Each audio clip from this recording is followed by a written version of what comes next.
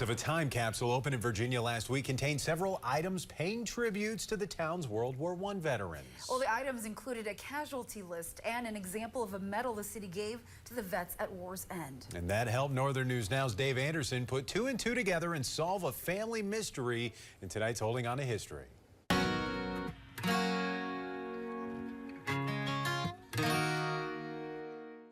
The new Liz Prebich Government Services building sits on the site once occupied by the old Northland building in Virginia. The Northland building's time capsule was opened last week in front of a large crowd. The items spanned a period from 1914 to 1925 and were heavy on mementos of Virginia's contributions to the World War I effort.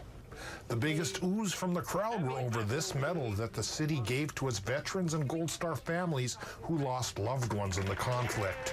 That is special that someone thought to put that in the box to make certain that people today remember those World War I veterans. Virginia Mayor Larry Cuffey Jr. read some of the names from a list of those killed in battle back in 1917 and 1918. Carl Hansen, Arnold Johnson, William Lockheed, and the list goes on. The list includes Charles C. Butler Jr., which rang a bell to me. I've had one of those medals since my grandfather dug it up on the shore of Lake Vermilion back in the early 60s. The name on the back is C.C. Butler Jr. An internet search revealed Butler joined the Army Tank Corps in 1917. He was killed in action in France in September 1918 while marking lanes for his tanks to follow in preparation for the Battle of St. Quentin Canal.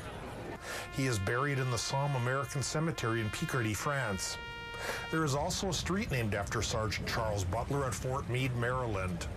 So that solves the mystery of where this medal came from. Still a mystery, how it got to the shores of Lake Vermilion.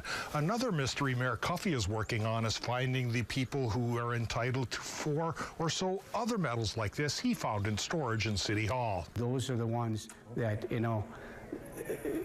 we have to find their families, and we're currently trying to find them. County Commissioner Keith Nelson thinks that would be a fitting tribute to the Northlanders on the Virginia list and others who gave up their lives more than 100 years ago. Imagine every town and hamlet up here had a similar list.